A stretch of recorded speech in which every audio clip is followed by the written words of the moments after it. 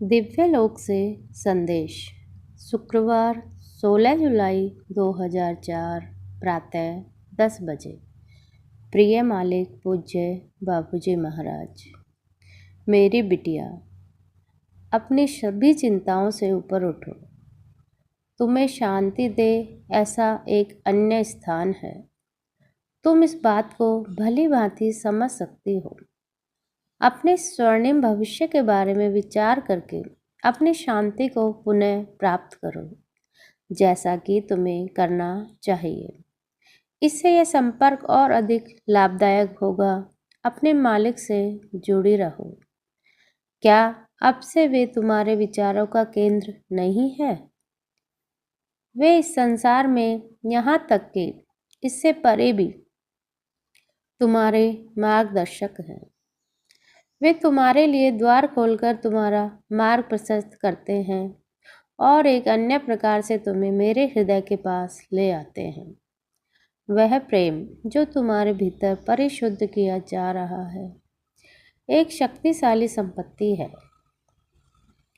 एक संदर्भ पत्रक है। और जहाँ तक इस मामले की बात है तो यह बहुत महत्वपूर्ण है। यहाँ जो लोग संसार में हैं वे बहुत दूर हैं और उनका कोई महत्व नहीं है, सिवाय कि उस संबंधित व्यक्ति के जो इन संदेश रूपी संपर्कों से अपने में कुछ सुधार ले आए। इस जन्मोत्सव के लिए अपने आप को तैयार करो। यह तैयारी हमारे पुत्र को दिखाएगी कि अब हमारे भाई बहनों के हृदयों में साल दर साल इस भंडारे का महत्व कितना बढ़ रहा है। वे हमारे प्रिय हैं और उनके कार्य हमारी आशाओं के परे परिणाम लाते हैं। ईश्वर करे कि इस पृथ्वी पर उनके जन्मदिन का यह पावन दिवस एक विशेष कार्यक्रम के रूप में हमारे मिशन के इतिहास में स्वर्णिम अक्षरों में अंकित हो जाए। वे इस मिशन को संसार भर में प्रसारित करके इसे विश्वसनीयता प्रदान करते हैं।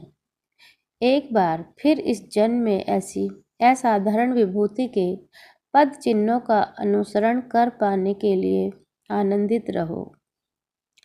कम से कम इस दिन पर अपने सभी दुखों को भूल जाओ और मानवीय व्यवहार के बारे में मत सोचो।